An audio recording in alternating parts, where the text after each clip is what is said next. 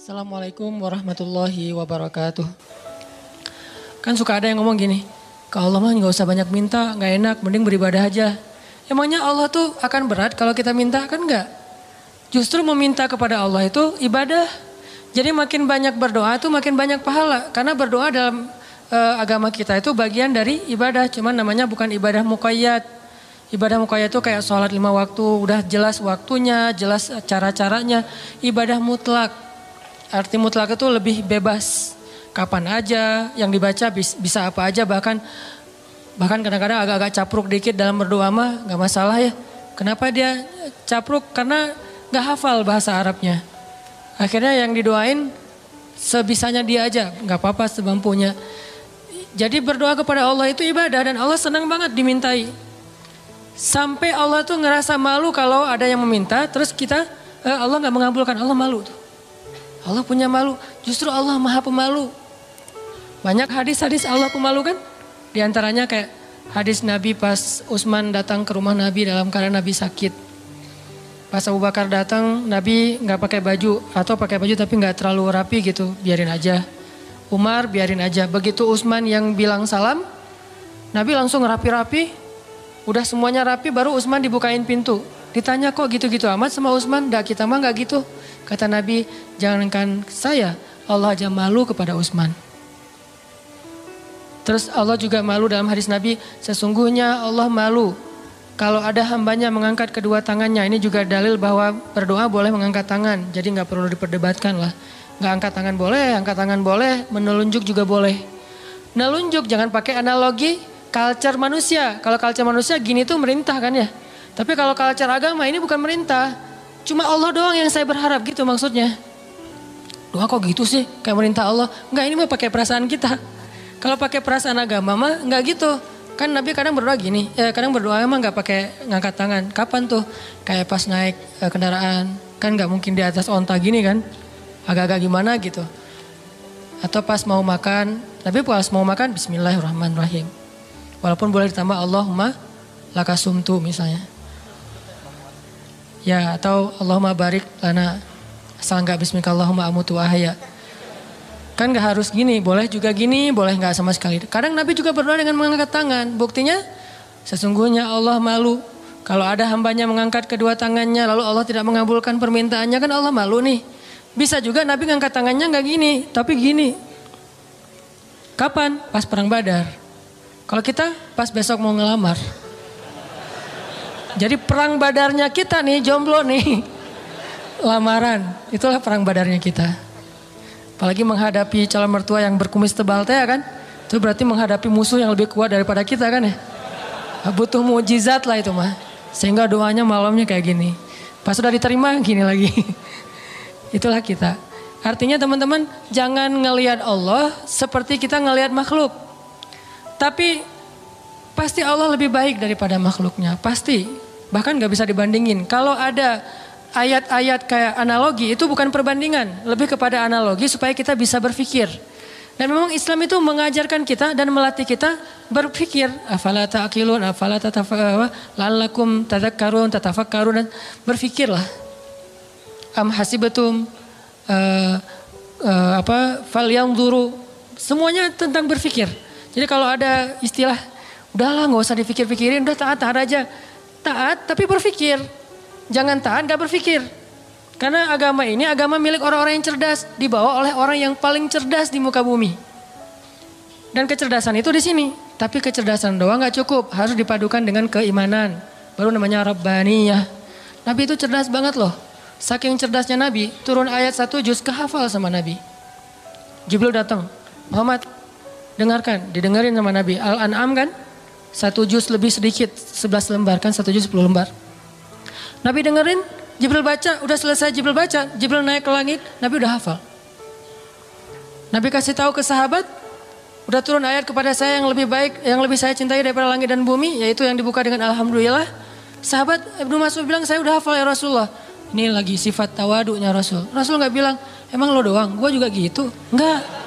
Saking tawadunya Rasul ya. Rasul malah kayak seolah-olah beliau gak bisa gitu saking menghargainya. Ini namanya ra'fah.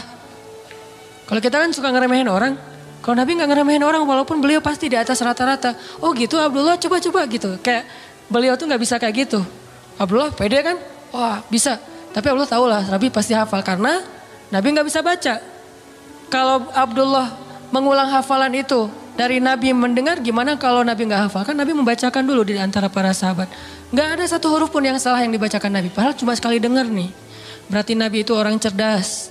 Hafalannya kuat. Dan lagi-lagi jangan ngelihat kecerdasan hanya dengan bisa baca tulis. Karena kalau kita pengen baca sejarah, bacalah dengan analogi, dengan persepsi sejarah. Jangan baca sejarah dengan persepsi kekinian, itu keliru. Saya nggak bilang salah ya, keliru. Karena salah dan keliru itu beda. Kalau salah dalam bahasa fikih namanya batil. Benar, hak. Kalau keliru, khata, benar, sawab. Itu keliru kalau kita membaca sejarah tapi pakai persepsi kekinian. Contoh, katanya pintar tapi kok nggak bisa baca tulis. Karena di zaman sekarang pintar itu dilihat dari kemampuan membaca dan menulis. Di zaman dulu, culture-nya belajar itu nggak lewat baca tulis. Di zaman Nabi dulu belajarnya lewat menghafal. Jadi orang yang pintar di zaman itu adalah yang bagus hafalannya. Orang yang pintar di zaman sekarang adalah yang paling pintar nulis dan membacanya. Bahkan zaman now mah udah nggak baca tulis. Udah lebih ke aplikasi. Udah lebih ke otak atik. Bahkan kadang-kadang nggak aplikasi, googling aja. Saking simpelnya. Jadi orang yang mungkin sekarang dianggap agak kekinian, nggak pintar lagi istilahnya kekinian. Kalau dia dengar ceramah udah pakai misalnya streaming, atau kalau dia lihat langsung dia pakai recording. Kalau dulu nggak pakai recording aplikasi, recordingnya di sini. Sehingga culture model belajar di zaman Nabi dengan zaman sekarang berbeda. Sehingga kita nggak boleh menjudge sejarah dengan persepsi kekinian, itu nggak boleh. Sama kayak kita menjudge Nabi menikah dengan anak di bawah umur dengan persepsi kekinian. Memang 12 tahun itu atau 11 tahun di zaman sekarang itu di bawah umur. Tapi di zaman itu coba kita baca sejarahnya lebih lengkap deh. Aisyah sebelum dilamar sama Nabi itu udah khitbahan loh. Udah jadian. Sama siapa? Sama anak seorang laki-laki yang belum beriman. Namanya anak Mut'im bin Adi. Mut'im bin Adi ini salah satu orang kafir tapi pelindung Nabi kayak Abu Talib. Setelah Abu Talib wafat yang gantiin Abu Talib itu Mut'im namanya. Mut'im bin Adi. Aisyah itu udah ditunangkan sama anaknya Mut'im. Nabi nggak tahu. Nabi dapat mimpi kan? Yang dapat kain sutra dari surga gitu. Nabi datang kepada Abu Bakar bilang, ya Abu Bakar, saya bermimpi melamar Aisyah anakmu. Bagaimana pendapatmu? Abu Bakar diam-diam pergi ke Mut'im. Karena Abu Bakar sendiri kalau dilamar Nabi siapa yang bisa nolak kan ya? Nabi yang ngelamar kan? Jangankan untuk Nabi, untuk siapa dulu teh? Julaibib aja diterima kan ya? Apalagi sekarang untuk Nabi nih. Akhirnya diam-diam Abu Bakar datang ke Mut'im. Angkat dong teleponnya, karena gak diangkat-angkat dari tadi teh. Pas diangkat, udah apa Abu Bakar? Ini ada masalah nih, yuk kita ketemuan. Ya udah di kafe mana? Itu dekat SM aja gitu. Ketemuan kata Abu Bakar, Mut'im nih gimana nih, saya galau berat. Saya gak enak sama kamu. Emang ada masalah apa? Kan kita udah lama berteman, biasa aja lah gitu. Kata Abu Bakar, Muhammad kamu tahu kan? Oh ya siapa yang gak tahu? Muhammad kan ya orang yang paling mulia di Mekah. Dia ngelamar Aisyah. Mut'im senyum. Bukan kaget, bukan dasar tuh orang. Enggak, senyum. Jadi yang bete Muhammad menikah dengan Aisyah itu justru harusnya kan Mut'im kan? Bapak calon mertuanya anak Aisyah gitu. Kenapa kita yang bete nih? Orang kita nggak ada hubungan apa-apa dengan Aisyah. Akhirnya Mut'im senyum. Terus Mut'im bilang, kata Abu Bakar, terus gimana menurut kamu ya Mut'im? Kata Mut'im, ya Abu Bakar, kalau gitu kita batalkan pertunangan anak kita. Sesungguhnya Muhammad lebih layak untuk Aisyah daripada anak saya. Jadi secara culture, Aisyah itu emang udah waktunya menikah di waktu itu. Tapi kalau kita ngelihatnya dari angle kekinian, itu di bawah umur. Makanya jangan menjudge sejarah dari angle kekinian. Itu nggak fair. Banyak lagi adegan-adegan sejarah. Ini yang kita belajar di Al-Azhar itu kayak gini nih. Belajar berpikir, belajar berfilosofi. Kalau orang bilang filsafat itu nggak butuh, nggak, tergantung filsafatnya. Karena ada filsafat Islamiyah, ada filsafat Gharbiyah. Kalau Gharbiyah itu Western lah, filsafat sekuler. Tapi kalau Islam juga berfilsafat. Ternyata gitu ya, baca tafsir juga butuh filsafat. Saya kalau baca Al-Quran yang ada tafsirnya atau nggak pakai tafsir, misalnya baca Quran beberapa ayat yang udah ngerti gitu ya. Subhanallah, ketika kita berpikir tentang Al-Quran, kebayang hal yang luar biasa tentang kebesaran Allah. Itu luar biasa loh. Kayak saya pernah bilang ayat Allah tuh zatnya, kalau kita ke teman bilangnya orangnya gitu ya. Allah itu zatnya gak enakan. Apa bukti Allah gak enakan? Tuh buktinya tuh ayat sebelum tentang pengubahan kiblat. Allah mengatakan raufun, dirinya tuh rauf. Artinya rauf itu gak enakan. Apa wujud gak enakan Allah? Salah satunya ayat tentang puasa. Itu Allah gak enakan banget tuh. Mau nyuruh kita puasa aja, perintahnya satu. Tapi bahasa-bahasa untuk seolah-olah memotivasi kita, itu satu lembar loh. Ya ayyuhalladzina amanu, kutiba alaikumusiyam. Makanya bacanya jangan, ya ayyuhalladzina amanu. Beda itu, beda intonasi, beda pesan. Tapi kalau kita baca ya ayyuhalladzina amanu, kan kata Nabi, bacalah Al-Quran dengan suara sedih kan. Bukan dengan suara teriak. Kadang kita ya ayyuhalladzina amanu, tergantung khotibnya kan ya. Padahal kadang ayat itu turunnya gak gini. Tapi santai turunnya. Ya ayyuhalladzina amanu, kutiba alaikumusiyam. Wahai orang yang beriman, diwajibkan bagi kalian berpuasa. Tapi coba perhatikan kalimat berikutnya. Kayak Allah gak enakan banget. Kama kutiba alal ladzina min qablikum. Seperti telah diwajibkan kepada orang sebelum kalian. Seolah-olah Allah ngomong gini. Puasa ya, tapi gak usah khawatir, bukan kalian doang yang disuruh, yang lain juga disuruh gitu. Kayak kita bilang ke teman kita nih, lagi ada event, kita jadi panitia gitu. Terus kita sebagai ketua panitia bilang ke teman-teman kita tim, tolong angkatin meja ya, soalnya yang lain di depan lagi beres-beresin sendal atau apalah. Tolong angkatin layar ya, tolong gulung layar ya, soalnya yang lain lagi beresin meja di dalam. Artinya bukan kamu doang yang disuruh, yang lain juga kerja gitu kan. Saking ra'fah, gak enaknya Allah sama kita coba. Nah kita mah enak-enak aja sama Allah. Nuduh Allah macam-macam, Allah gak adil, Allah maunya apa, Allah gak rela saya jadi orang benar. Allah aja ke kita yang Allah maha sempurna gak enakan coba. Wahai orang yang beriman, berpuasalah atau diwajibkan bagi kalian berpuasa. Tapi bukan kalian doang, orang sebelum kalian juga diwajibin. Kama kutiba alal ladzina min qablikum.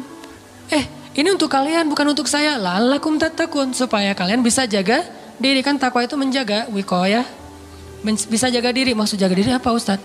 Kan kata Nabi juga bagi para jomblo, kata Nabi kan ya. Kalau kalian udah sanggup menikah, menikahlah. Kalau nggak sanggup atau nggak ada yang mau sih, nggak ada hadisnya sih, nggak sanggup maksudnya. Nabi kan ngomongnya elegan ya, saya aja yang nerjemahinnya kurang elegan. Maksud nggak sanggup di sini itu bukan cuma nggak punya materi, nggak ada yang mau juga. Kan nggak mungkin Nabi bilang nggak mau ya, nggak ada yang mau ya, nggak mungkin kan?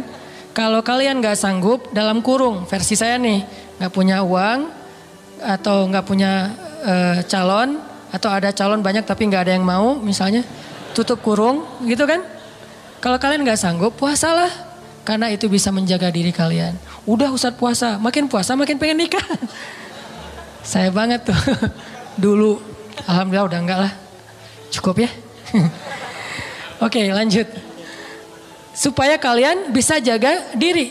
La'allakum tattaqun. Karena takwa itu menjaga diri. Bisa menjaga diri dari hawa nafsu. Bisa jaga diri dari api neraka. Banyak makna jaga diri di sini. Udah selesai belum? Allah masih ngomong gini, ayyamam ma'dudat, gak usah khawatir, gak lama kok, cuma beberapa hari. Kenapa Allah gak bilang aja 29 hari atau 30 hari? Kenapa bilang beberapa hari? Kenapa Allah gak bilang 1 bulan? Kan puasa 1 bulan kan? Kenapa gak bilang syahran wahidan? Kenapa ayyaman ma'dudat? Karena pengen ngasih angle bahwa ini ringan, cuma beberapa hari doang kok. Lagian puasa kan bukan bulanan, harian. Sanggup gitu puasa bulanan? Sahurnya tanggal 1, buka puasa tanggal 29 gitu. Gak sanggup, makanya Allah bilang ayam, beberapa hari. Ini yang saya belajar di Al-Azhar.